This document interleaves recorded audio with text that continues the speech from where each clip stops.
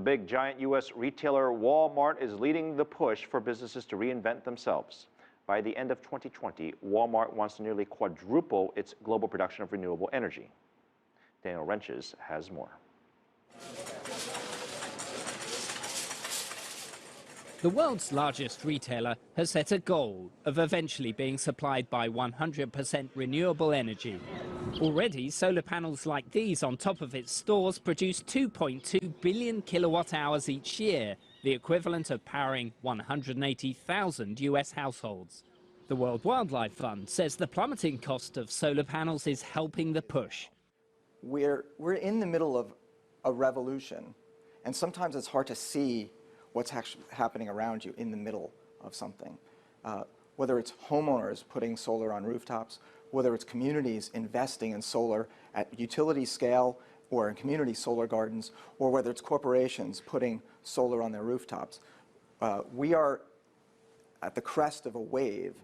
Walmart is aiming for solar generation of 7 billion kilowatt hours by 2020. The equivalent of powering 570,000 US homes. To reach its goals, Walmart must also consider buying renewable energy from other suppliers. However, some local utility companies have been resistant to integrating solar, fearing it will threaten their profits.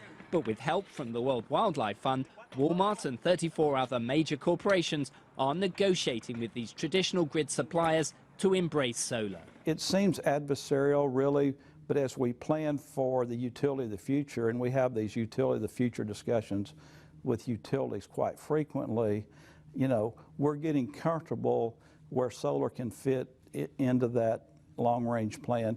They're getting comfortable with how their system can manage solar and incorporate it into their long-range plans as well. Other major corporations here have also been busy making major solar investments, including Apple, Target, and General Motors. In the first quarter of 2015, companies bought renewable energy at a scale that we haven't seen before. About 25% of the big deals where someone's either buying a wind farm or a solar farm have been bought by corporations. Last year, for the entire year, that number was 10%. So if you look at the curve, it's growing very, very rapidly. Now these companies are hoping that by working together, they can convince these traditional utility companies to embrace and integrate solar power into their business models. Daniel Renches, CCTV, Washington.